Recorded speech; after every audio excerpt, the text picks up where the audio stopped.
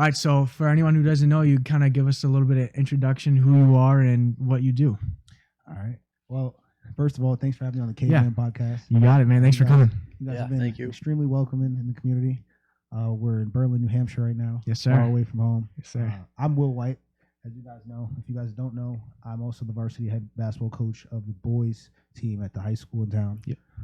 Aside from that, I'm a landlord, and I work with youth sports and community development in my home state of New Jersey.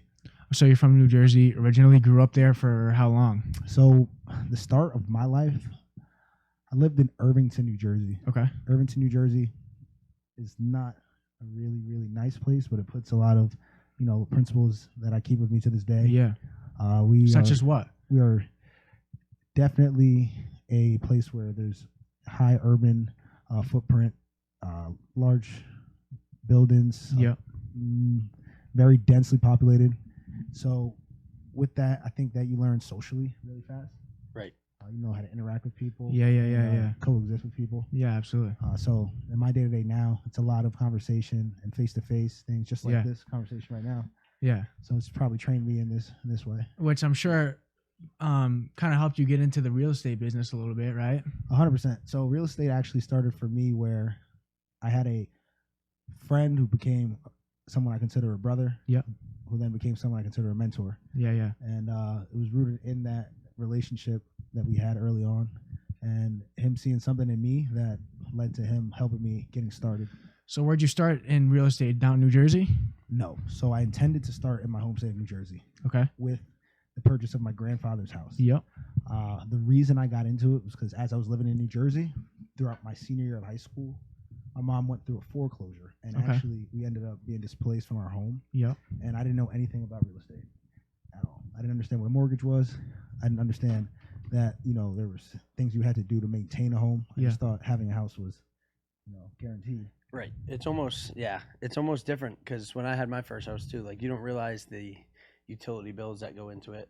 Right. You're furnishing it, like all the extras that go into it. So I get what you mean on that level. Yeah, 110%. That was my wake-up call and my intro into real estate. Yeah. So that led to me realizing that I wanted to get involved to make sure I had that security in my life, having a house. Because when you lose that security, you're kind of lost. Yeah. Very lost. Yeah, I get it. So then my granddad ended up putting his home on the market. And at the time, I was working in New York City as a high schooler in the summers for a company called Next Cleaners. Next Cleaners is a last mile delivery service for laundry and dry cleaning. Okay. What I would do is throughout my entire summers, I'd work 61 hours a week, picking up and delivering laundry and dry cleaning around New York City and the real New York City. Yeah. Manhattan, Cool. Midtown, Upper West Side, Upper East Side, Lower East Side. And that was my day-to-day. And that was the way I started building capital to get into the real estate space. Yeah.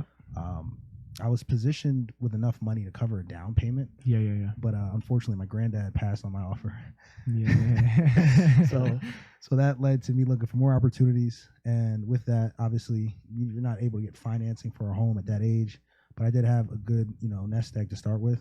And that friend that became a mentor, and then So how old are you at this point? I was 19 years old. Okay. So I was 19.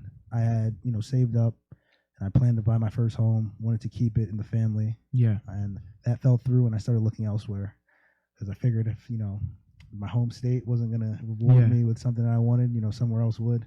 And now full circle, I look at it and I say that was probably the best decision I made, going and having a outside the box mindset with real estate. Right. Yeah, absolutely. Is that what brought you up here? Was the real estate?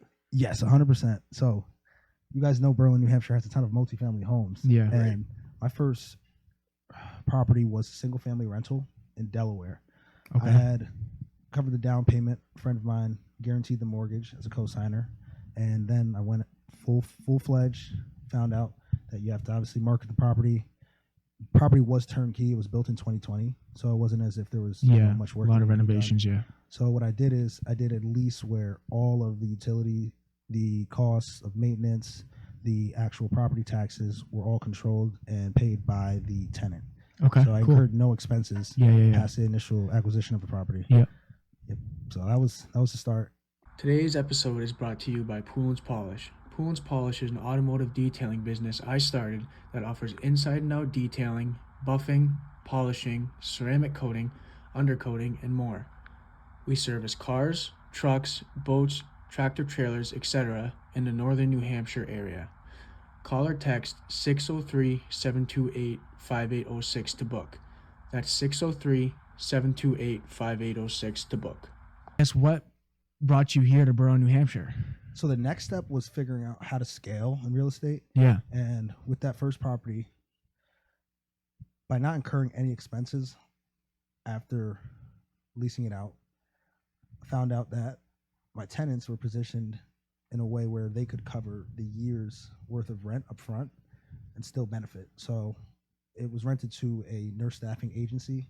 Yeah. What they did is they would legitimately pay the entire year's rent up front, and then I wouldn't have to talk to them for a year. Yeah, that's the best way to do it, right? I mean, so that obviously that capital stack went and then led me to say, okay, what's the next property or project, right? Now, there was no other opportunities in the same area. Yeah. So I had to just hit Zillow. I looked at Zillow for homes priced within the range that I could afford. Yep. Still didn't have the capacity to go and get financing, so I still had to rely on a cosigner. But with obviously the capital on hand, I was able to look out there and think to myself, okay, well, if I could make something work, then I take that shot. And Berlin, New Hampshire was on a map. I started researching the community, and then never went to New Hampshire in my life. Yep. Much less the North Country community. Yeah. And reached out to a realtor, Matt Martell. Okay. Property that I was looking at was priced at $40,000, and then that deal fell through. So I just kept looking. But in that time, it allowed me to research. So I did more market research in the area, and I don't know if you guys know, but we have an extremely low vacancy rate. Okay. So people don't move out of Berlin. Right. It's tough. That makes sense. And even when you're a local, sometimes it's hard to get an apartment or something, So it's tough. Yeah, and it's not by design, but it's the end result of the flight of all people from the mills. So after that, we went through a phase here, which I learned, obviously, there was a lot of demolition of dilapidated properties. And then there's a mix of the cost of redevelopment being higher than the value of properties at the end. So what you have is a situation where you typically have a guarantee that you'll have a tenant. It doesn't guarantee that you'll have your rent money. Yeah.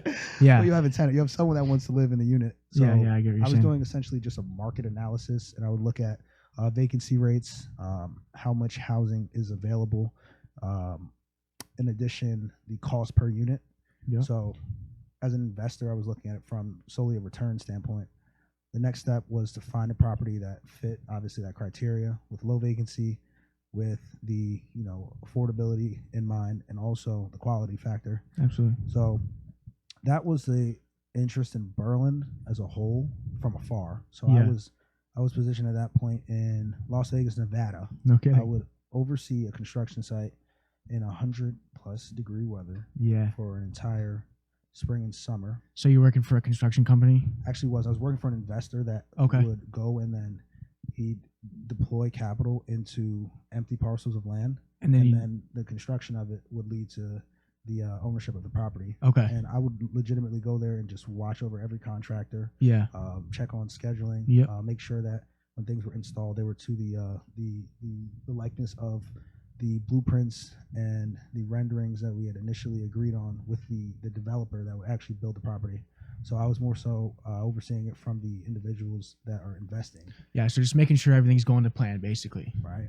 And that was a good experience because the market out there is something that, it was a blessing, but it's also something that is very competitive. And, there's something where if you put too much money out there, there's the law of diminishing returns. So it was my job to make sure that the money being invested was actually going to lead to something on schedule that would then have the value to support why the initial investment was made.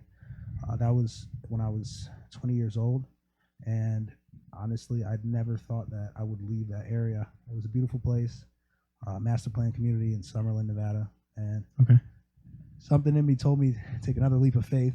That was also obviously where I learned the process of how homes are constructed, things of that nature. and it wasn't my intention. I had no plan of learning construction or what the infrastructure of a home entailed. I solely wanted to just work as an investor. Yeah. Yep. So that led to opportunities opening up with a different mindset on it, where I could look at a building and then yes or no it just by sight, versus having to rely on inspections and things of that nature. Yeah. Right? Totally. I think that Berlin as a whole, from an investment standpoint, for me, it just fit the fact that I didn't have a ton of money growing up, nor when I got into the real estate space did I start with a ton of money, and I wanted to make sure I protected that. So Berlin was cost effective, but it was also something that gave me a new life with the real estate space that I was in beforehand. So basically, you were scrolling Zillow, you saw a property in Berlin, New Hampshire, Yes, and you saw that it was a good opportunity, and you just kind of went for it. Yeah, I went sight unseen, which I don't suggest anybody do. Say that again? Sight unseen. Okay. Right. Yeah, I know it. So yeah, you never seen the property before, and you kind of just took the risk and showed up here hoping it was all right, right? 100%. Okay. And when you talk about taking a leap of faith, I think a lot of people kind of hold back a little bit. But when you took that leap of faith, you just said you came from Nevada, 100-degree weather. Look outside right now; it's 30 degrees outside and snowing. So you actually jumped right into it and weren't scared. It's actually a good take. It was -9 last week, though. Yeah, brutal. Right. Brutal. It's a But good take. just talk about a complete and opposite culture change and everything. But, Yeah. you did what you felt was right in the investor standpoint. Yeah, I wanted to make my own way, and then realized down the road that the whole time it didn't matter where you were. Yeah. You focus fully into it, you do your research, you have the support needed, you could get anything done. So Yeah. Berlin's home now. Yeah. How long have you been here for? 2022. 2022. Yep. So coming up on 4 years. Yeah. Yes, sir. Almost. How do you like it? Obviously it was probably a big thing to adjust to, right? The adjustment period in Berlin, I really didn't take any bumps. And was this still COVID when you came or no? No, it was post-COVID. Okay. Yeah, I had to get positioned first where I was thinking clearly. I understood what I wanted to do with my future. Yep. So COVID was a really, really interesting experience for me personally, just because I got into my first property during COVID. Okay. Right. The one in Delaware? Yeah. Yeah. So it Did that make it more difficult, obviously, or no? No, it gave me clarity because you had one thing to focus on. I couldn't go to school. Yeah. I was struggling with my basketball career at the time, and I still had college scholarships, but I wanted to, continue to transition from just being a basketball player. I'd already learned how to, earn and save money through working in high school. So I didn't want to let that go to waste. So when COVID happened, I also just thought about it from the standpoint of, hey, I'm not doing what I used to do on a day-to-day. I need something else that's going to make me more fulfilled with my time. So I wanted to ask you, you said you were 19 years old when you were starting to get into thinking about buying your first property, right? And that's college age. So were you going to school at that time or no? No, I was actually at a 5th-year postgraduate military school. So okay. With my high school experience, I went to 4 years at St. Peter's Prep in Jersey City, New Jersey. Okay. It was an all-boys Jesuit school. Yep. I played competitive basketball throughout my entire life since I was 4 years old. Yeah. Traveled the country. I've never actually paid to pay on a club basketball team. Yep. I never paid for training. Everything was kind of tailored just so you could make it to that next level. Yeah, so I continued to do that, and then I ran on that hill where it was like, hey, you don't have the scholarships you thought you would have. Yeah. And it led to me having that realization, like, okay, well, is college what you want to do? So I had offers to play collegiate basketball. None of them were Division I offers. Okay. I've been recruited in high school by Division I schools, and then none of the actual schools that recruited me when the end of my senior year came led to me actually enrolling or receiving a scholarship. Division II schools offered me scholarships throughout high school, but I turned down every single one of them, and that was even without a plan B. Yeah. So it was something that forced me to just be fully focused on whatever I did, my next steps of life. College for me was a 2.5 month experience, and with that, I played for a top 15 junior college in the country. So we were ranked nationally. Which is what? Raritan Valley Community College. Okay. So we were ranked nationally, and we played a schedule where everything was still competitive, but made you think like, hey, this is your last chance. So if you don't have that, impact, and you don't see yourself going forward, then you need to figure out what your next steps are. For me, it was a wake up call again, because I realized that all I wanted to do was prove it to myself that I was a high level basketball player, college level. So just by getting a scholarship and not having to pay a cent for school was enough for me to say that I could step away from the game now. Yeah, that makes sense. So I guess kind of the segue is basically, how did you get into the basketball community in Borough, New Hampshire? So I was eating at Hydro Tavern, and a parent asked me to help a birthday party that he was having. Yeah. It was a basketball oriented birthday party. And with that, we had some ideas. We bounced, thoughts about it. And at that birthday party, it turned into a training session for third and fourth graders in town. So every weekend following that, we communicated, and I continued to teach those kids how to play basketball. Yeah. So you started coaching third grade. How did you get the segue into coaching high school basketball? That goes back to, say, when my friends that were in college were visiting me. A lot of my friends are still Division I basketball players. Yep. So I had a number of them visit me in Berlin, and they would always need gym access, right? So we got in the gym at the rec center. Yep. We would go and secure the space, paying a fee, and I would train my guys. Yep. And then I heard that there was open gyms. I didn't want to participate in the open gyms because, honestly, the passion for playing left me. So those guys who were visiting me, they wanted to still play. Yeah. And I would just go to the gym with them. And one day I ended up playing, ran into the vice principal of the high school. Yeah, Jesse Arsenault. He's one of my good friends. He coached me in high school basketball here in Brown. Yes, sir. So Jesse approached me and talked to me about being a volunteer coach at the high school. Okay. So I accepted that and stopped by the last 2 games of the high school season and the practice. This was last year? This was last high school basketball season. Yeah. And then so obviously he left. Did he talk to you prior to leaving his coaching job, seeing if you would take it up from him, or did he leave and then you kind of had to go through all the interview process and stuff and compete against other people?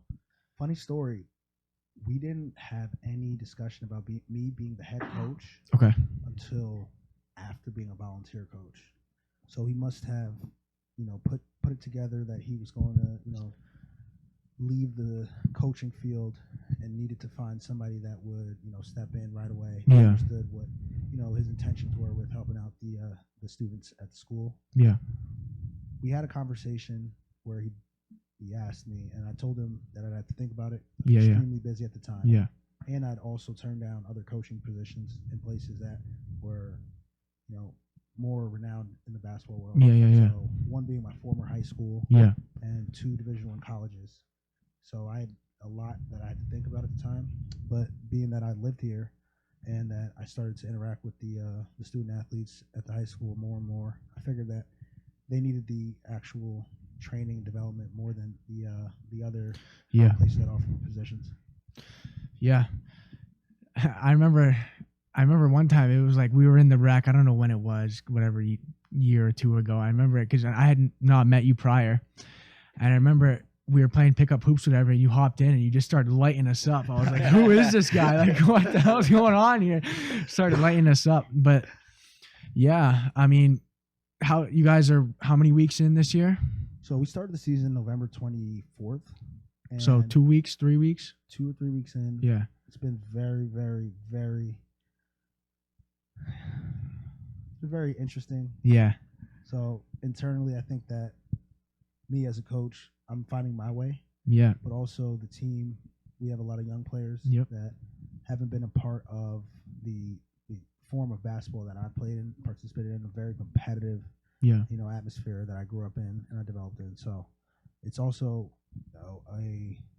it's a blessing in disguise because it teaches me how to have, some patience. Yeah. And to meet the players where they're at. Yeah. And right now we're getting ready for our first game on Friday. Yep. Home opener versus Belmont.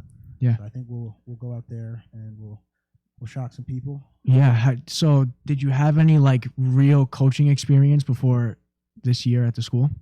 Before this year, I had made an effort to coach my high school basketball team summer and fall basketball. We had summer leagues throughout the entire summer break, team camps at colleges in the New Jersey, New York area. Yeah. We also, in that time frame, still had off-season workouts. So I was more or less in charge of all of that. Okay. So with that, it was still around elite level talent. My former high school at the time, we were top 10 team in the state of New Jersey, and New Jersey is one of the best basketball states in America. So my mind was on getting these kids to the position where they could be, higher level Division I basketball players. Yep. And that was a role that I could say definitely developed me as a coach. But even with that, I still on the amateur hoop side worked with grassroots organizations. Yep. One being the New Jersey Scholars, a Nike Elite Youth Basketball League team, and I would run clinics and camps for them at one of their gyms. And also, there's a number of younger athletes that were in high school at the time that I trained when I would go back home to New Jersey. In between the time of me, developing myself in real estate. Yeah. And my coaching experience goes back to when I was 17 years old, because that's when I first started training the younger generation. Yep. And now, do you still, on top of coaching, do you still train the younger kids? How you were talking about that birthday party, like, do you still do like the younger, I don't know what age group you'd want to call it, but yeah, I do, and it's difficult finding time now, but when I have that availability, I always make that a concerted effort.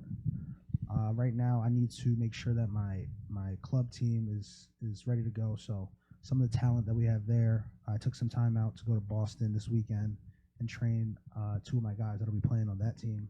So now for my free time, I really, really find it really, really difficult, just because I want to keep, developing the younger generation, but also I have my priorities. Yeah. My organization. Yep.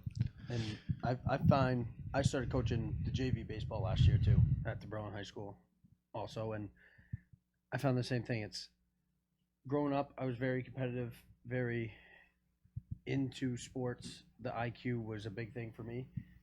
When you pull up some of these high school kids, it's almost like they haven't had the teachings when they're young. So when they get to you at a high school level, you're almost kind of teaching them something they should have already known, which is kind of tough. So I agree. I get what you mean by that when they get to high school and you expect them to be at a higher level than they are. So that's the fine line you're going to walk, whether you want to teach them while they're young so they do get to that point, or pick it up when they're already at that age. It's called a reality check for me.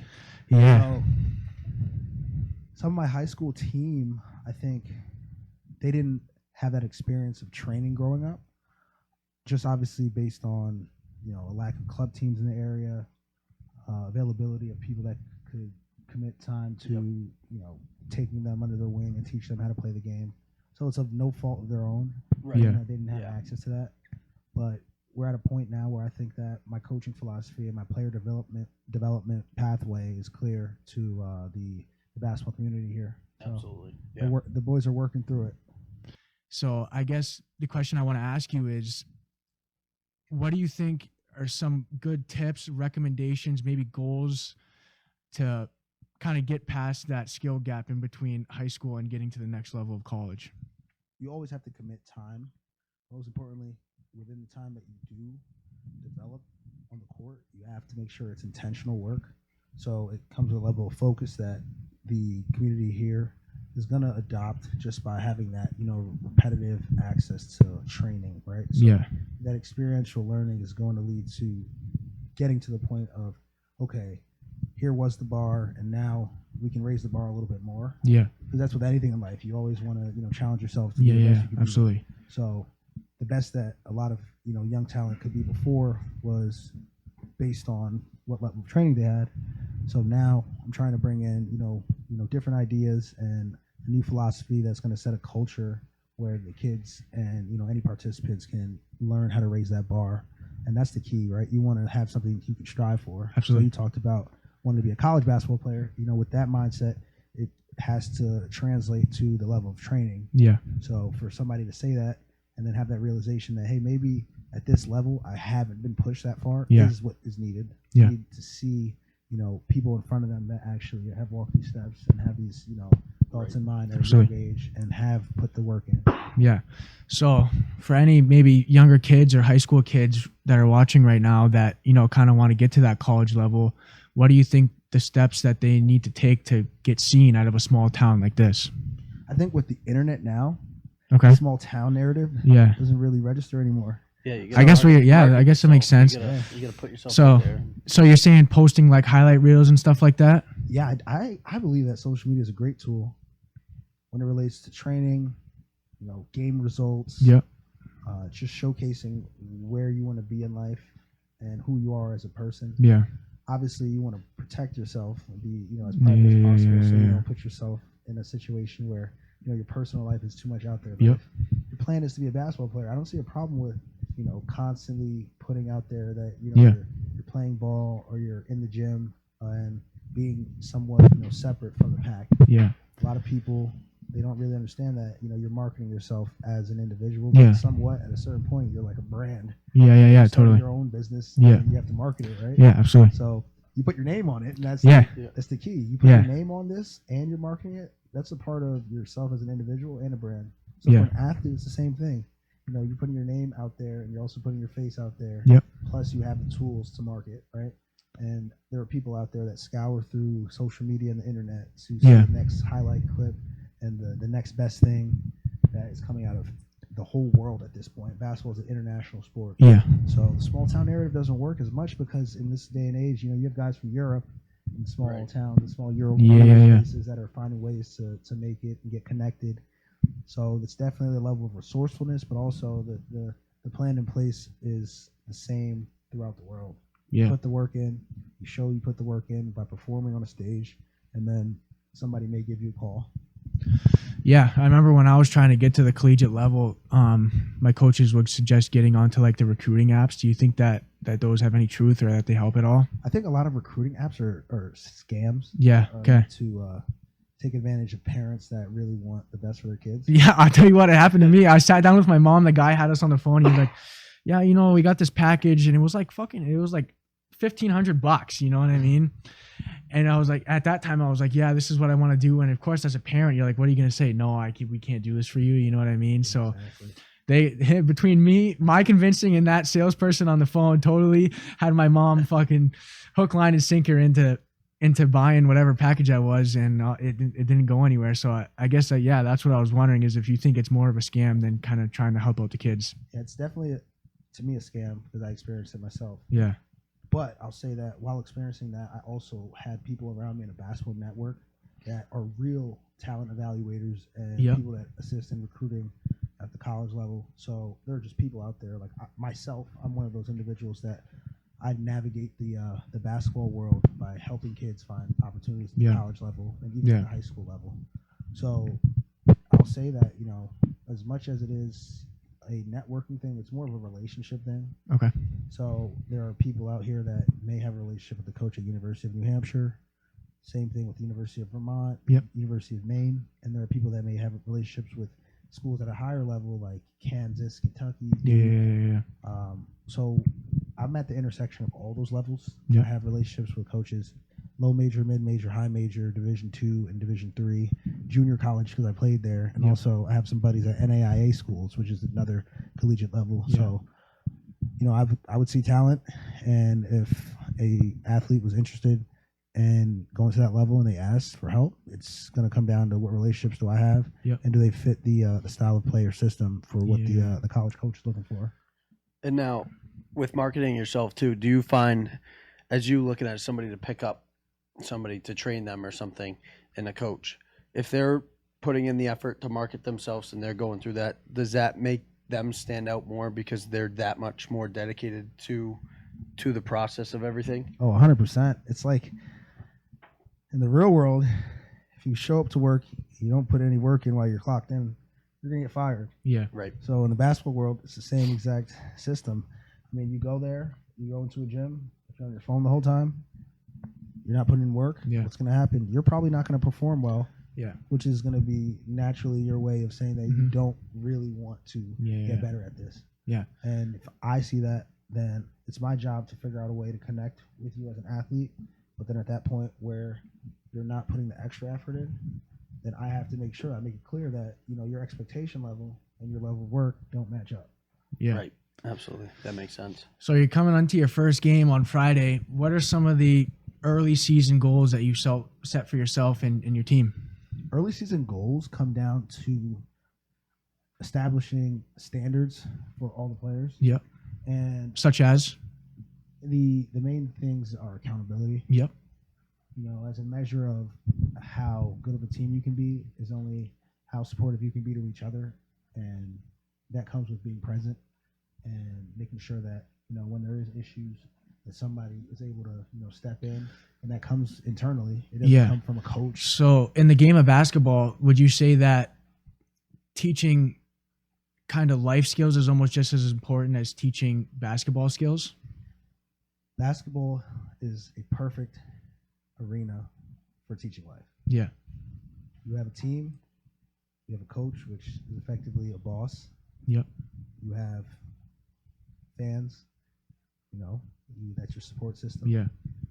You have a practical way of developing, which is training. And you also have wins and losses. Yeah. So 100% basketball is a tool that should be utilized to extract those principles to learn life skills. Yeah.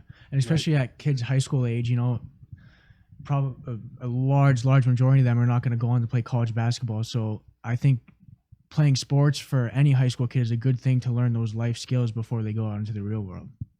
Yeah, because the real world doesn't feel bad for you. No. Coach might. Yeah, that's true. So, but a good coach might not, right? Yeah. A good coach still feels bad, but they have to do the practice. Yeah, exactly. Yeah. Yep. So it always comes down to how intentful you are as an athlete. Yep. In this journey. So if your intentions are to be a one-man show, you can play one-on-one basketball on YouTube. Yeah. If your intentions are to develop in a team atmosphere, then basketball still has opportunity for you in that field. And it just comes down to being very realistic with your approach as a participant in the sport. Kids, at the end of the day, young adults, we all have aspirations, but so many times we realize too late that we didn't put enough work in. Yeah. So it gives you what you want if you want to develop yourself as a young man, but at the end of the day, you're only going to get as much as you put in. Absolutely. Right.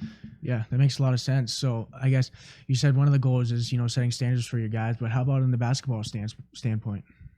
From a basketball standpoint, my team is fairly new to my level of instruction. Yep. So understanding terminology, positioning on the court. Yep. Basic conditioning. Yeah. I might be a little rough on the conditioning side, but all those things will lead to the eventual player development. Yep. Down the road, you'll start seeing some real progress in Berlin. Yeah, and like you going back to the life skills, the conditioning to me is as well as it's good for skill wise and for your body, but I think it's also goes back to that discipline thing. You have to have accountability for your mistakes, and I think conditioning is that discipline when it comes to sports. You know what I mean? 100%. We can extract so many principles from all of the layers of basketball. Yeah, and I definitely agree. Yeah, I don't condition as a coach as a penalty. I condition to lead to some level of mental conditioning. exactly. Yeah. So, Yeah, and I grew up playing hockey, but I feel like I can relate to that the same as when I was in high school. A lot of the conditioning we would do was to tire us out, and then all of a sudden we'd get into like this important drill because at the end of the game, like fourth quarter at the end of a basketball game, and you're tired, mentally can you still make the right decision 100%. when you're tired? Yeah. Can your team trust you to do the right thing when you're tired? So coming in as your first year as a coach, did you totally flip the thing upside down, or did you take any, offenses, plays from the prior coach to kind of make that transition easy? Or are you kind of just starting fresh with this squad? I'm starting fresh from a basketball standpoint. Yeah. From a life skills and a personhood standpoint. Yeah. I took a lot of the experiences that the former coach had. Yeah, Jesse's great with that type of stuff. I think at least is, teaching the life lessons and stuff like that. And also he's a great basketball coach when it comes to actual basketball. But yeah, so I guess kind of some of these kids maybe some of the older kids, was it hard to break them into maybe a new offense or break some old habits that a prior coach had set? I wouldn't blame the prior coaches, and I wouldn't even blame the players. Okay. Like I wanted to explain earlier, I think that it's just the level of what they've known Okay. to work. Yeah. So breaking it wasn't my goal. It was showing exactly what they're capable of, Yep. and then continually, putting out the reps. So we're still at a point where we're working through that, and it's not a end of the road type of thing. Yeah. It goes as long as you want to keep dribbling that ball. Yeah. You'll have the ability to get better at something. Same thing in life. You can have, your rough days. Absolutely. You can have your days where you're average. You can have your days where you're feeling really good about your performance. But most importantly, you're blessed with another day. You can fix all those things. So, and for you as a coach, that probably helps you determine your team too. Like, are they buying in? Are they trusting the process? Like, you'll be able to tell if your team fully buys in because you're going into a whole new system, whole new this, right? Like, you're figuring out your ways of doing it, but you know how well your team's bought into the process. Yeah, if they're continuing to show up every day, do this, and learn the ways that you're willing to teach them. Yeah, I think that's a great question. I mean, so are you struggling? And obviously, it's very early in the season, but has it been hard for you to get the kids to kind of buy into your system and your way of basketball? yes, of course. And it was expected. So I didn't really think about it in a way that, kids wouldn't buy in. Yeah. Just like a learning curve. Yeah. Okay. Like the level of work that you do in middle school has got you through middle school, but it won't get you through high school. Yep. And so on and so forth. Yeah. If you keep going through the Absolutely. ranks of playing sports. Do you see yourself as a long-term coach here in Berlin? I never thought about being a coach in my life. This role was something that I said, okay, I'll take it because it felt right. As long as it feels right, I have no plan of going anywhere else. Yeah.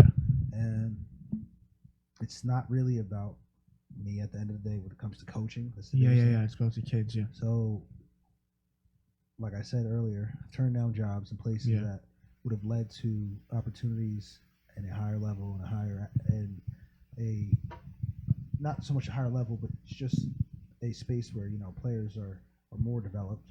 Yep. So it's not about getting to the top. It's more so about always having something to work towards. Absolutely. So if Berlin continues to be that for me, I feel really good about it. Wake up and know that I have something to look forward to get better at. Yeah, and it would be nice for the basketball program to see like something fall into place below you. So when kids do get to your high school team, they do have a little more knowledge in the basketball world. So I'm sure, as you know, through Berlin, hockey's really big here. And when you look at the programs, they start as mites. That's not through the school. The school has the intramural sports and all that stuff, but hockey has just always been that culture up here. And you can still hear us? Okay, so where we left off was talking about the programs underneath you for basketball. So I wanted to ask you, do you have any plans in mind about, kind of setting up a structure underneath you for feeder programs? Right now, I've been in conversation with some local parents, coaches, and just supportive individuals in the region. Plan of action, aside from what I've already been doing with clinics and camps, and also obviously coaching the high school team, would be for a club team to get initiated and then make it so Berlin and North Country athletes can participate and start with a early platform to grow into looking forward to the high school season. So is that like an AAU team, like a local AAU team to send around, or terminology wise? So AAU is really interesting because AAU specifically Amateur Athletic Union. Yeah. So that would mean that you participate in like the state tournament and then you go to AAU nationals. So I would call it more of like another level of travel basketball. Right. Okay. Because when you're not part of that one union, you can play other other teams you can play. There's more reach that you have. Right. That makes sense. like, I played AAU all the way through, and like we would just we were never wicked good, so we'd always just end up going out of town for a weekend, you know, playing in a tournament and going home. But Right. so I guess if you were to start a club team opposed to AAU, is there a lot of teams around here that do that? I mean, I haven't even looked into it. Yeah. It's more so just thinking about what we need here as Yeah, a, okay. a Right. small town. I'm not even in the interest of competing. It's more so the development. Okay. So I don't And need now to. with that, if you did club over AAU, so like he said, AAU around here you have a lot of teams, but where you're from, like if you get a club team, you wouldn't be restricted to certain teams to play. Like you could take that club team to New Jersey where you're Yeah, from. and yeah. play. No, the level of like restriction really comes down to like, AAU teams that play in the amateur athletic union. There's certain guidelines, and you're participating in amateur athletic union sponsored events. I use the term club, and club teams can participate in AAU, but they also can participate in other leagues. Okay. So in New Jersey, like myself, I played for an AAU team throughout elementary, late elementary school into middle school, and then that shifted into playing for more sponsored club teams. So when I was in sixth grade, the team I played with was sponsored by Under Armour, and they had the Under Armour Athletic Association, the Okay. UAA, and they had.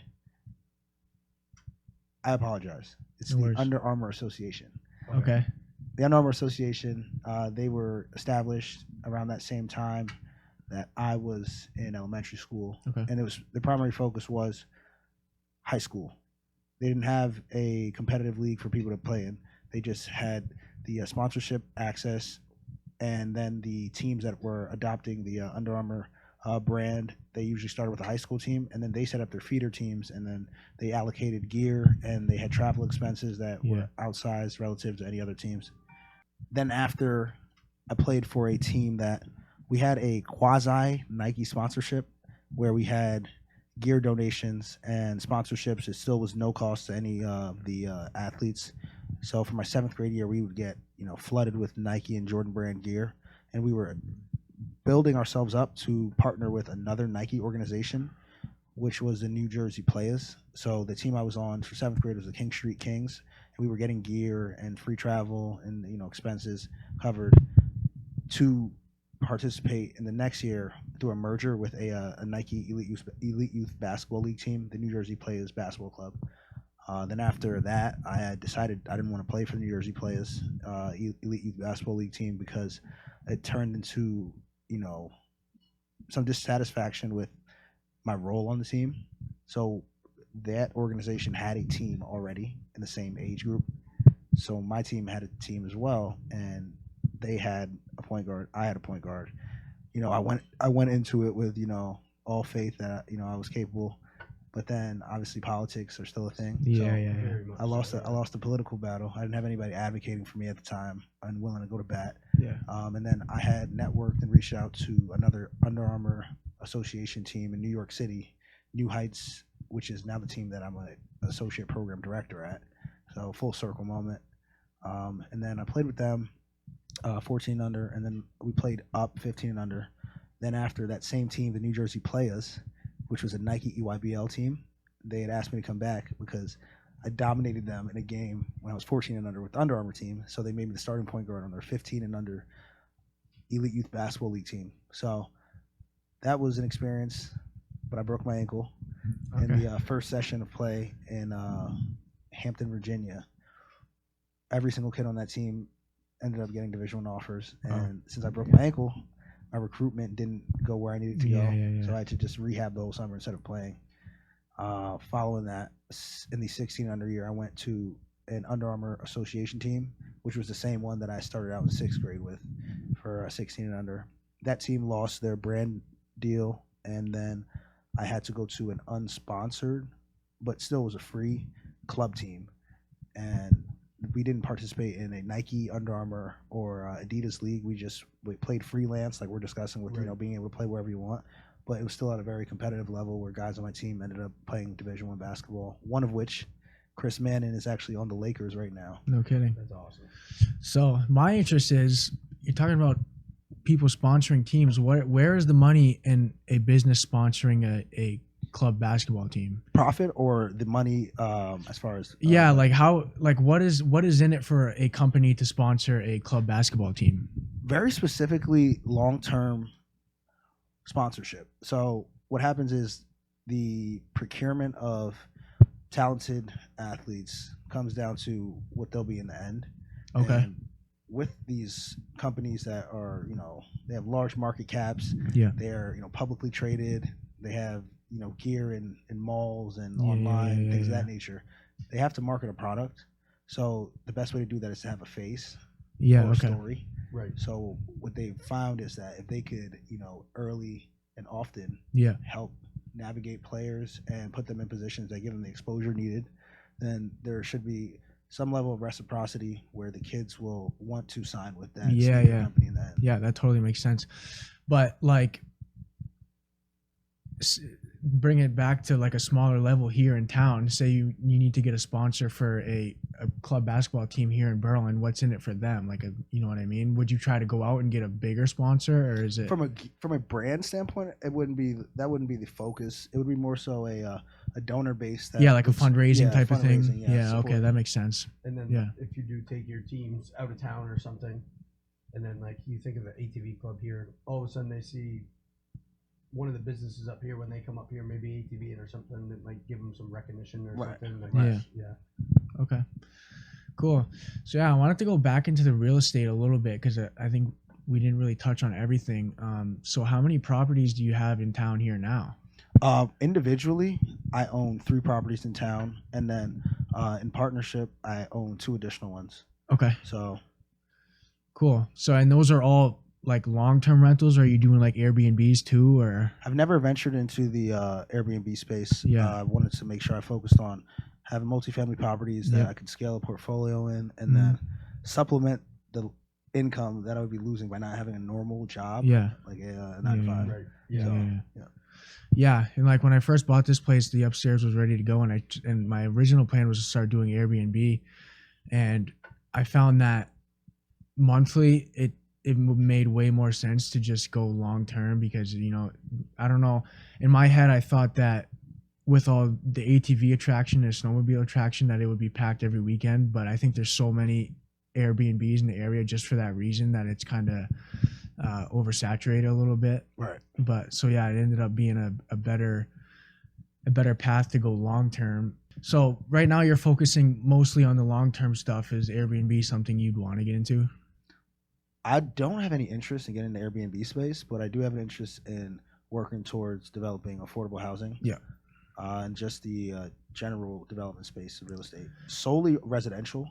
Yeah. So that would be ground up or redevelopment in excess of 15 units. 20 units Yeah.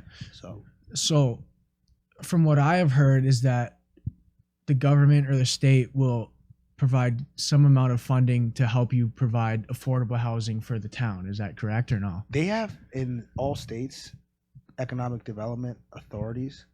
So with that, some of those groups provide capital subsidies Yeah. for projects. So the term grants get used a ton of the time, but there are more funding sources, and those funding sources can be like low income housing tax credits. Okay. They can be your basic tax abatements. They can be a pilot, which is a payment in lieu of taxes.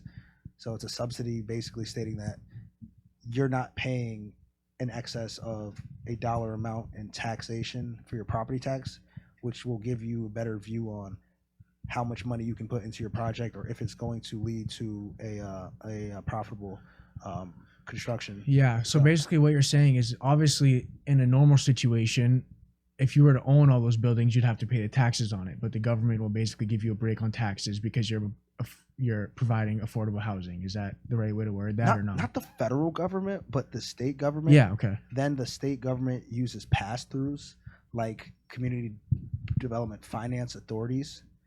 And then community development finance authorities have community development block grants, which is one funding source. Okay. But you're also able to operate with your local government, so your municipalities. They can structure a payment in lieu of taxes Okay. for a new development or project that a developer wants to take part in. You also have more local coalitions that are economic development groups. So I know in Berlin we have BIDPA, Okay. and then you have the COAS County Economic Development Authority, and these groups they'll pull funds together and then provide some financing to help developers Yeah. build new or rehabilitated units Yeah. solely for some level of economic development on the back Yeah. end. So Yeah. Okay. there's a real issue if you don't have enough housing to support your Yeah. population. Yeah. because Yeah. ho- So basically, they're willing to help a little bit to benefit the community. yeah, but it's also a very profit driven thing Okay. because in reality, less development means less income for a city or Yeah. a town. Yeah. And then also for a developer to build these units of housing, it costs money regardless of if you had a subsidy or any type of assistance in that project. So the developer's only going to be incentivized to build something if they're going to make money because the community aspect, it's just not feasible if you're not Right. going Yeah. to not only make a profit, but your numbers may not pencil out. So And Berlin needs that. Like something new coming in. Just growing up, you see like you go down Main Street where they have that Christmas tree now, right? Yeah. They used to all be stores. I remember when JCPenney was there. That's gone.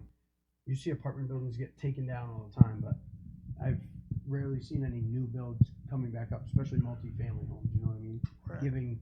Giving new places for people to live. You see apartments that get renovated and stuff, but those were already there to begin with. So as far as like new construction, how would you go about maybe getting that into movement? Into Berlin specifically, a lot of people underestimate zoning laws.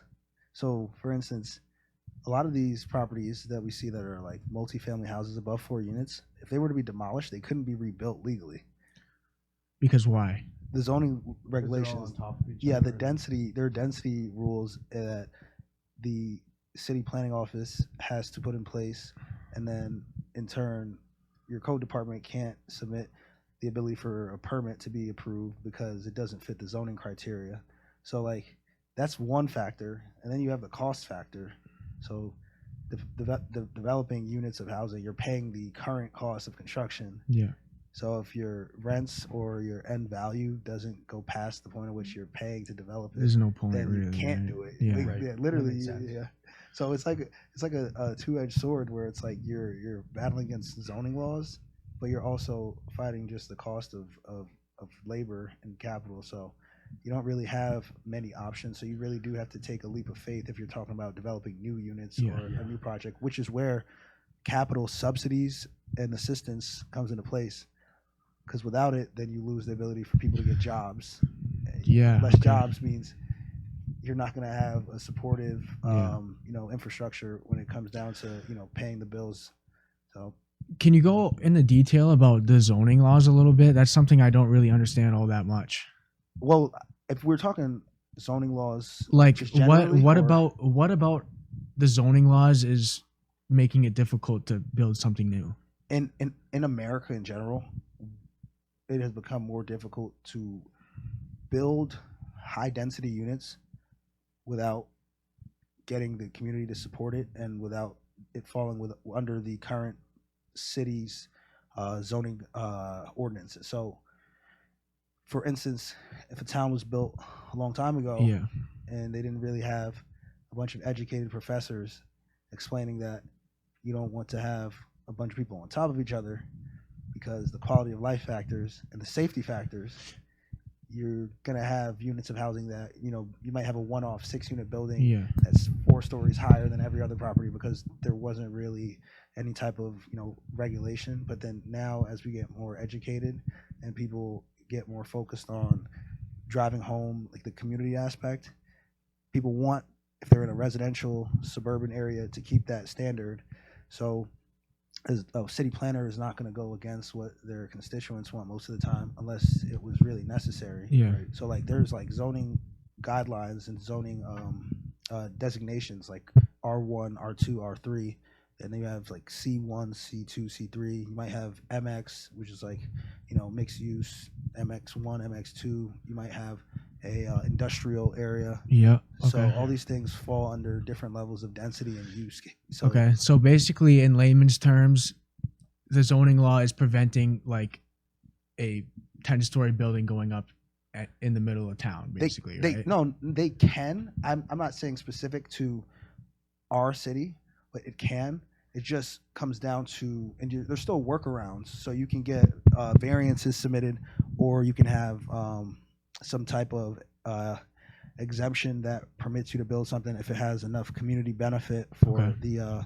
the city planning department, the city council, and the town members to be supportive. And I see that in carpentry too, like working where obviously you gotta follow along with the inspector guidelines and stuff. But when you talk about zoning, like if you have a house and you have a yard and you say you want to build a deck, like your deck can't, it has to be like 10 feet from your property line where it ends and stuff like that. Yeah. So even when you build a house, your property might be, say it's, I don't know, 20 square feet wide, but your roof, the overhang on your roof, right, to come down, your building has to be smaller. So the overhang, all the overhang drops in your yard and stuff like that. So I know they don't, I'm sure that probably goes into the zoning too, where they don't want to overpopulate your yard. Like you can't use every square inch of your yard to build Yeah. because it impedes on the neighbors. Yeah, exactly. Yeah, and that's what you call not in my backyard. So if your neighbor looks at it and says, "Hey, I don't want that. I don't want to look at that when I wake up. I don't want to see a 100-unit building that's going up 20 stories next to my single family home." Yeah. So that's kind of the point of zoning laws, basically. That's one of the points. I think that the biggest should be safety, and then secondary to that should be utility. So if something's needed and it's cost effective for people to take part in, I think that should be the second part of it. But also, you know that land is scarce, so you make a decision today, you're gonna have to live with it until there's a change in the zoning map. So, yep, there's a lot that goes into it, and I have a mentor that's actually taught me about this field. He's actually a PhD level professor in urban planning and urban systems. So he's taught me a lot about it, and I was fortunate to have someone in my life at a young age that gave me the intro to that space. So definitely good stuff to know. Yeah, sure. I guess going back to where we started, it almost, in this town at least, it kind of doesn't make sense to start from the bottom up building something compared to buying a property, right? I agree. I think that from my understanding, I think the first use case for rebuilding should be your existing property and then work on new things. Right. Okay. So that's kind of where you're at right now, is kind of maybe looking towards building something from the ground up now that you've kind of established. Not here specifically. Okay. I have active letter of intents to develop empty parcels of land in New Jersey, back where I'm from. Yeah. Where it's obviously cost effective and profitable, and still has a very, very clear impact as far as what's needed. So those applications of working in ground up development are on 25 by 100 square foot lots where the zoning laws permit your ability to build up to 4 units, and the cost to build 4 units ranges between $450,000 to $525,000. The cost for 3 families between $400,000 and $450,000, but the end value is in excess of $800,000 for both of those examples. So that's my focus, making sure I can find opportunities that pencil out, and then obviously building a track record that I could use to build and scale at a higher level in real estate. And when you look at Berlin, I know just from growing up here, I'm sure the numbers play a part, because the population of like people that live here has slowly declined over the years. Where I'm sure I was in New Jersey, if you're building new, that is either staying at a constant or rising in population. Yeah, man, I think that we don't have enough units of housing in New Jersey as it is. So, you got people that are living in New York City that are getting outpriced, that need somewhere to go and still need to keep their jobs in New York City.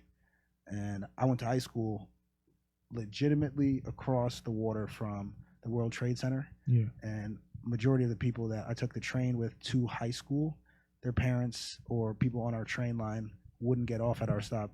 They'd go one stop over in New York City. Yeah. So those are people that live in New Jersey that are commuters, and the cost has gone up in a place like New York City, which has led to inflows of people from New York to New Jersey, which then leads to costs increasing in New Jersey. Yeah. So Yeah.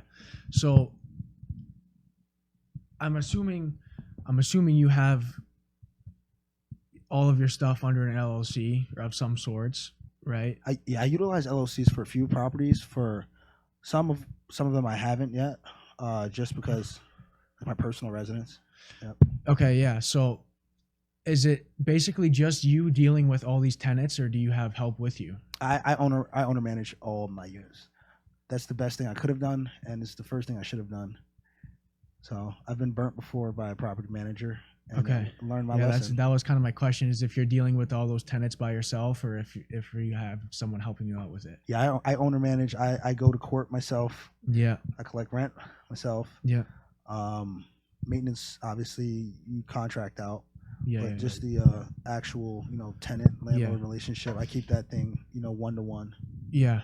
And now, And I think it's better that way, because I think it, if you own the building and you're sending somebody else to pick up their money, I feel like it kind of builds more of a connection between the tenant and the landlord, is if you have that one-on-one connection. You know what I mean? Yeah, there's benefits and there's pullbacks and everything. Yeah, So that's Of one. course. I think that I was able to build some relationships and meet people Yeah. that otherwise I probably wouldn't have ever Yeah. met in my life. Yeah. So it helps me knowing that I'm a social person, Yeah. that I could, have a connection to what I'm doing. Yeah. and now I've heard this before. I'm not really too familiar with it, but like owning apartments and living in a low income place like here, is it hard when you don't get your rent to take action against the tenants themselves? Because like I've heard in the winter months you aren't able to evict people up here. Like how true is that? Like how hard is it to? So I think that was the case before I moved here. I think that was tied to the COVID eviction moratoriums, and now they have lifted that in some capacity months ago. So I've personally get upset whenever I have to. Beg. I get so upset with it. Not Right. angry, but it's like, It's frustrating. I've put in time and effort Yeah. in learning this and investing, and I have a connection to it. I think that housing is like one of the greatest necessities you could have as a human Yeah. being. So like by providing that, if I'm doing my job, then in return, Yeah. please pay. Right. Yeah. Yeah. So Absolutely. So I don't know how much you would like to talk about it or can talk about it, but like for like your leasing contracts, is that something you write up yourself, or do you send it to lawyers to make sure that it's top notch? Or I actually use a lot of AI. yeah, that's kind of what I did too. You Yeah. kind of look through it and like you kind of send it through a filter of some sorts, and it comes back and you fill in the blanks basically. You know what I mean? But No, I definitely will have all this necessary info, but I'll go put it right into Yeah. a AI site, and then it'll give me back a contract. I'll adjust what's needed. I started out, there was a site called eForms that had all. I think that might be one of the templates. ones I use. Is yeah. Yeah. Well, we might. No copyright. Yeah. eForms. Yeah. No. Yeah. So, I used that site before when I started out, and then when AI started coming out, it was easier to use that because it's very flexible and you Yeah. can modify it. Another thing I wanted to ask you is that I kind of, had trouble with, and I was guessing with, is how do you usually how do you price out your monthly rentals? So costs per bedroom. Okay. I don't do this. I know some people that do this. So we have a housing authority that they have a rent amount that they'll cover. So that's like it's essentially like a median rent threshold Okay. for each bedroom count. And yes, I monitor that, but some units I'm below that, and Yep. those are for individuals that are able to, access tenant vouchers and Yeah. get assistance from either the government Mhm. or some type of like welfare administration. So in Berlin, I'm really particular about checking out like what available units there are, what other people are pricing them at, and that's probably like just the Yeah. free market term. Yeah. But like I said, there's another market where it's like a subsidized market where you have rent subsidies that they have preset and calculated rental amounts that they'll cover yearly. So I stay on top of it just by making sure that I'm not charging too low with increased costs to Yep. maintain a property, Mhm. and also that it is affordable. Even so, like the highest that I've charged is $1,400 a unit for a Yeah. 2-bedroom apartment. Yeah. That $1,400 also is for a property that was newly constructed years ago. Well, newly remodeled years ago. And is this all utilities included in that 1,400, or are they paying No. on top of that? They're paying for their electric bill. I cover their heat and I cover their water. Okay. I do give them a free washer and dryer. Yeah, that's a good deal. That's They can use that consistently. And how about Wi-Fi? That's on them. That's on them Yeah. as tenants. I don't want to do too much just because obviously at a certain point is the law of diminishing returns. Yeah. Right. You put money out and it doesn't come back to you, that's a cost to you. Yeah. And you want to stay within something that is able to be absorbed by the tenant pool in an area. But even still, giving heat and hot water to tenants, that's a huge relief. Especially For a heat. tenant. Heat. Yeah, Heat's a beer. I big mean, one. what you just said, it was like what, -9 Yeah. last week. So like when you got a multifamily house, say you have 4+ different apartments and they're all occupied, every single one of them cranks up their heat. You might be filling the tank a couple times a year. That's money you're putting in and not necessarily fully getting back, even though it is included in their payment. But Yep. that could definitely be abused sometimes by tenants. Yeah, there was a time frame where I was always checking out how much a gallon of oil costs. Yeah. So yeah, I was it like, takes a big factor. You had a 270-gallon tank, Yeah. and then you're paying out at the time. I think it was like $3.79 a gallon, and then it jumped to like $4.19. Yeah. And then you still have to provide the heat, but Yeah. now all you're doing is losing Yeah. money Right. when it comes to a return standpoint. There's no added value for you as a landlord.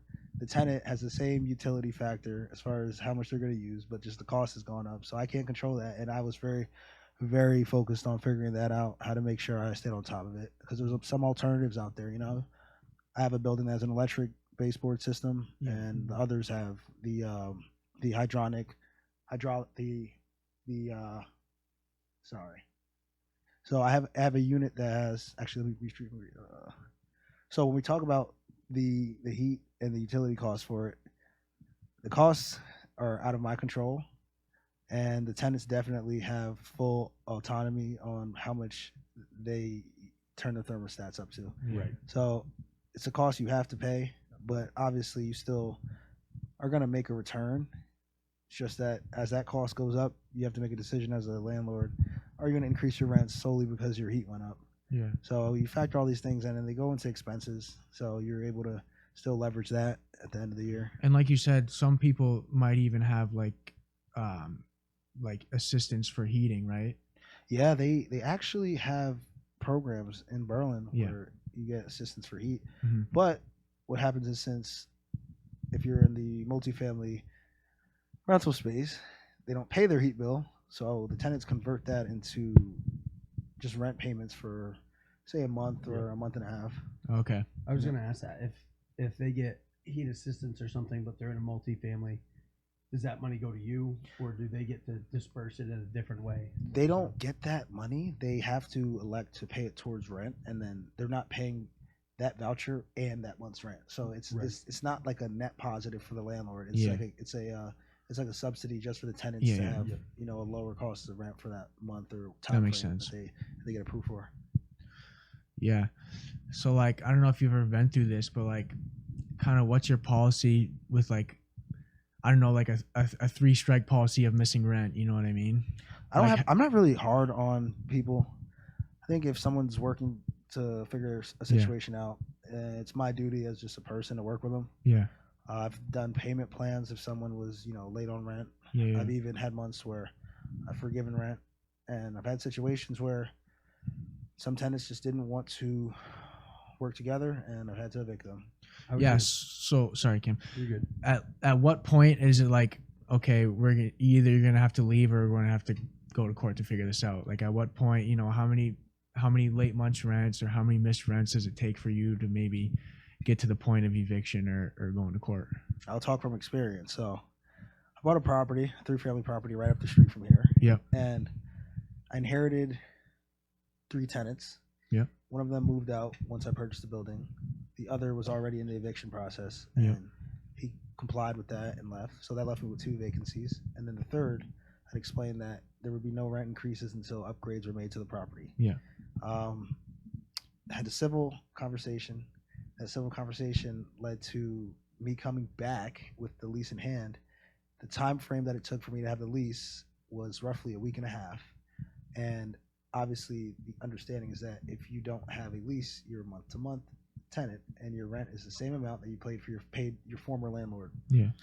This individual said that the time frame that it took for me to have the conversation and for the lease to come should be deducted from that month's rent.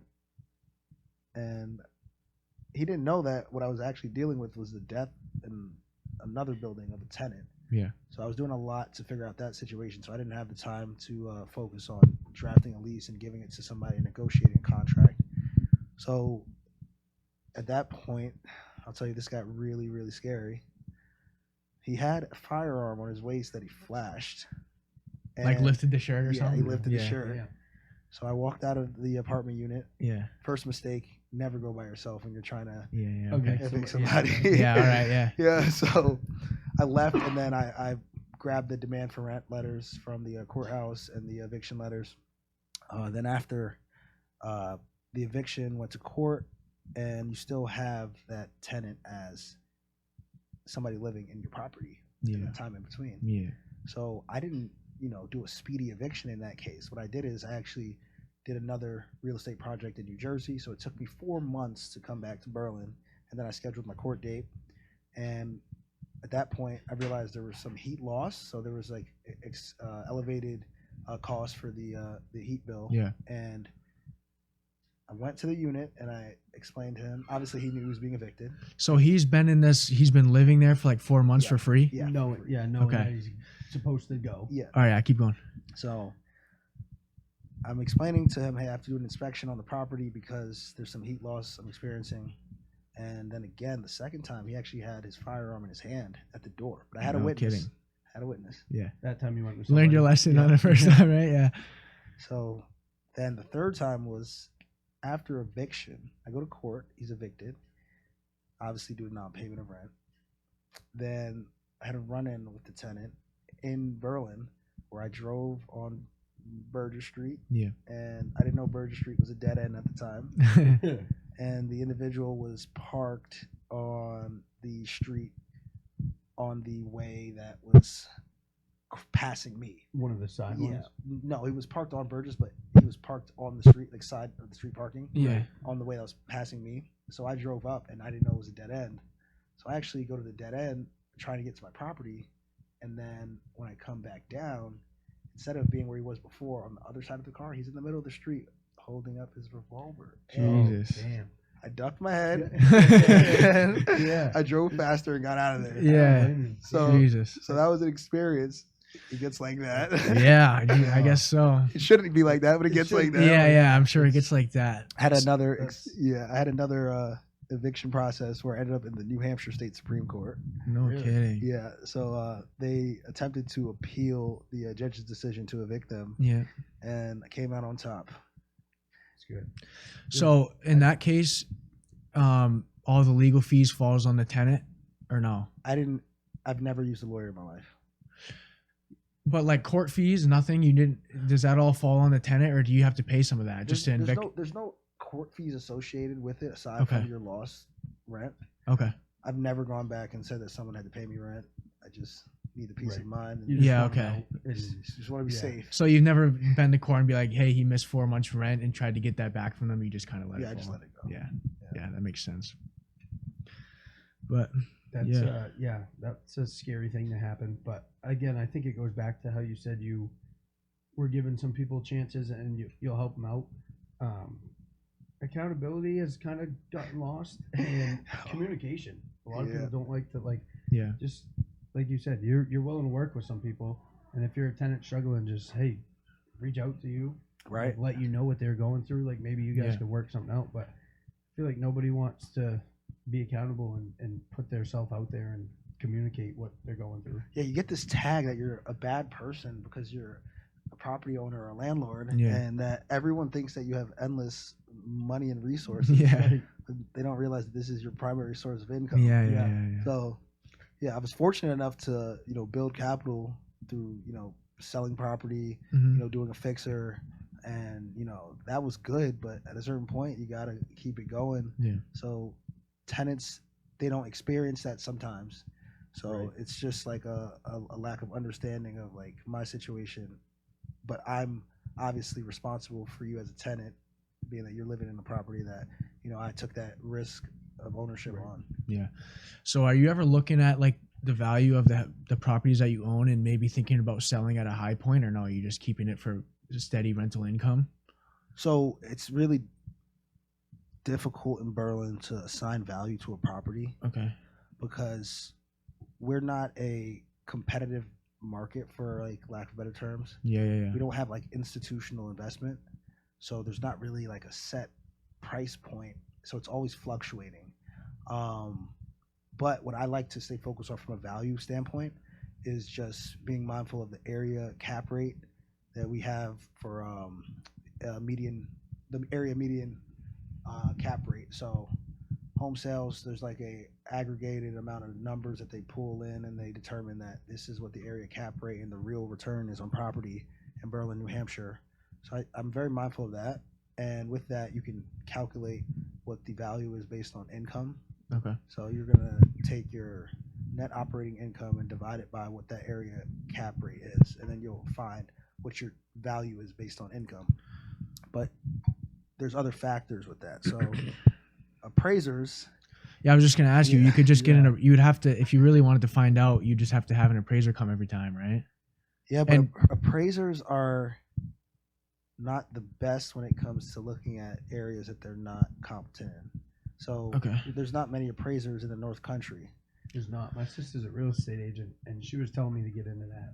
But I think it was like 700 hours or something you have to do Okay, to like for licensing. for licensing. And so I was like we have one guy up here, and then there's like someone from Conway. But when I had my house, even when I sold it, the appraiser 20 minutes, 30 minutes there, and then maybe they go back and do an hour or so of paperwork. Like normally that's not their day job. That's kind of like something they do on the side, Well, unless you live in a bigger community. yeah, you have to have the volume, man. Like, there's so many issues with the appraising system. Like, you have to be a competent appraiser. If you're Right. not from an area, then you're not probably working in that area, so you Yeah. don't understand where the value lies. So you might look at a community that's in a rural area, being from the city as an appraiser, and then lower values of property based on your own Yeah.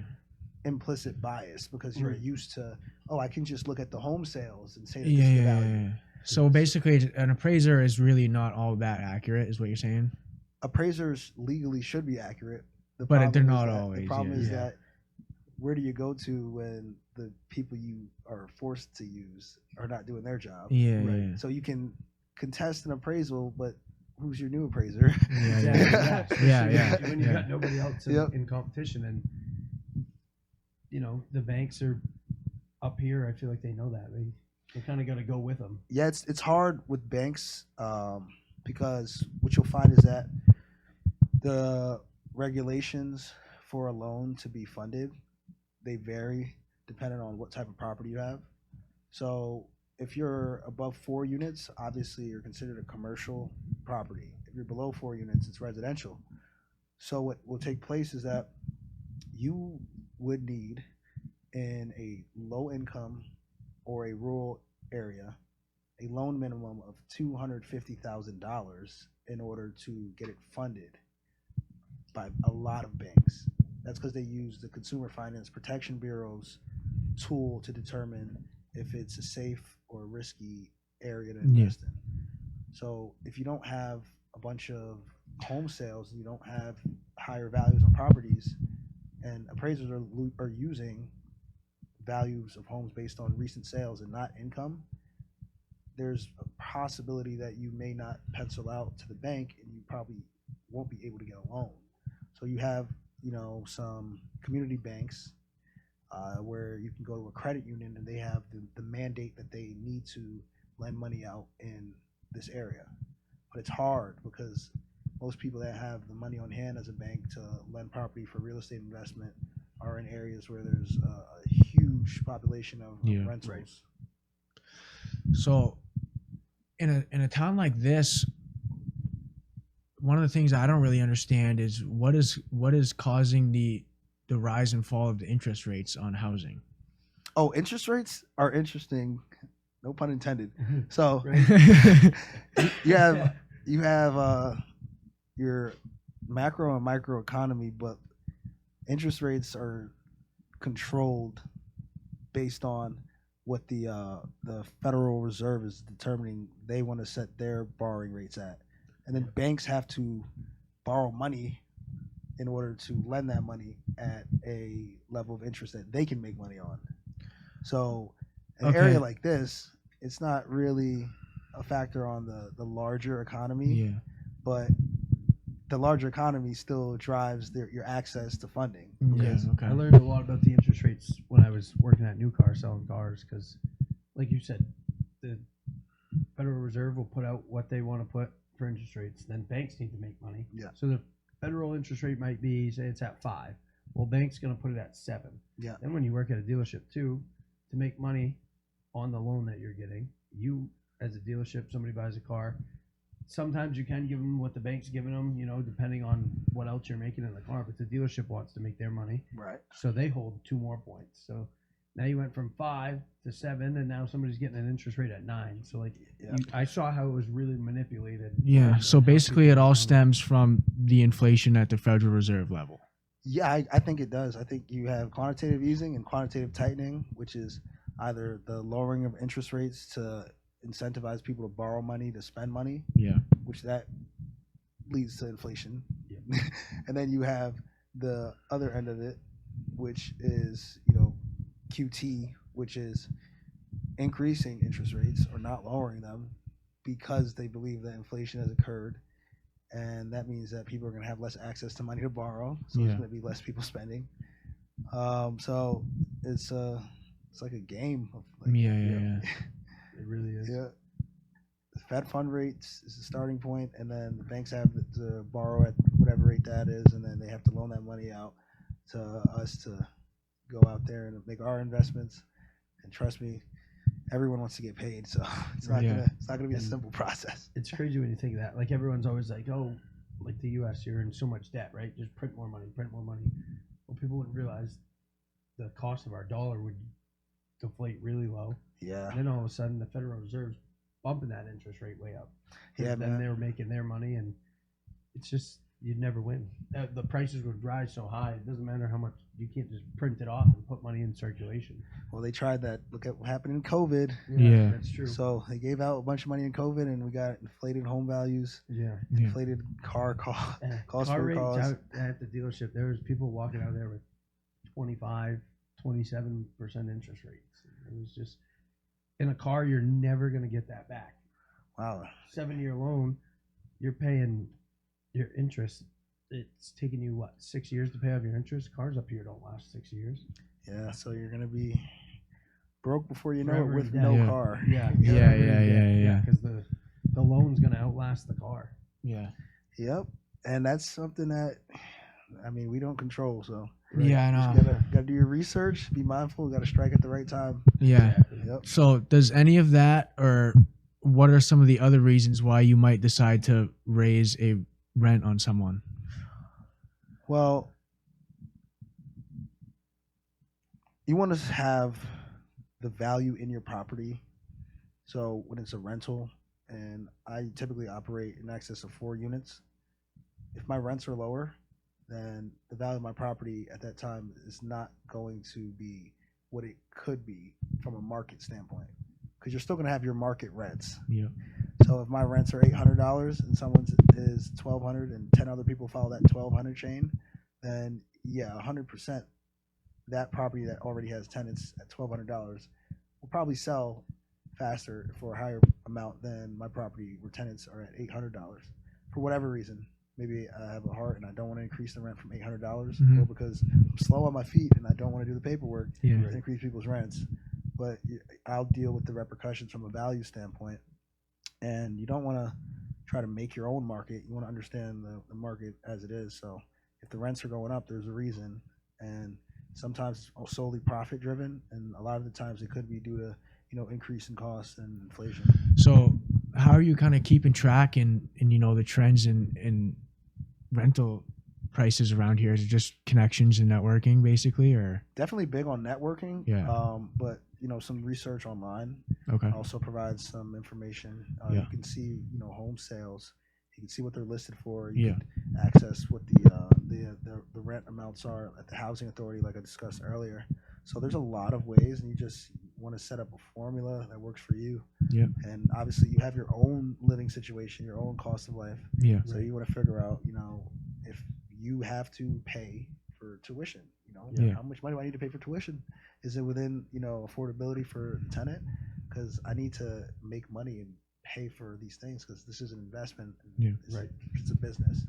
And this kind of backtracks pretty far to where we started when you were first introducing yourself. Now, you started a lot of this stuff young. You do a lot of researching on your own. Did you finish college or No.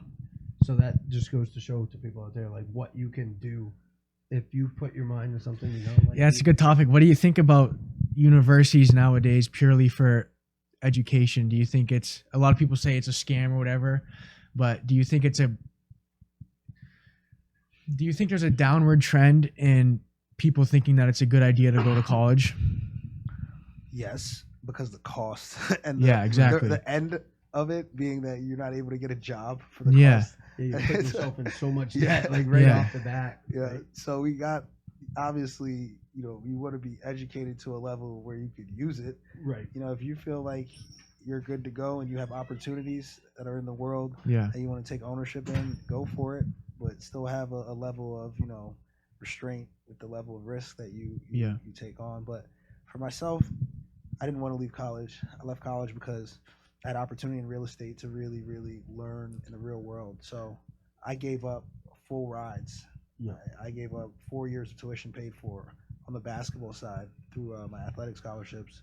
And then I also gave up the opportunity to go to very prestigious business schools. So Is that what you were looking to learn, is just business?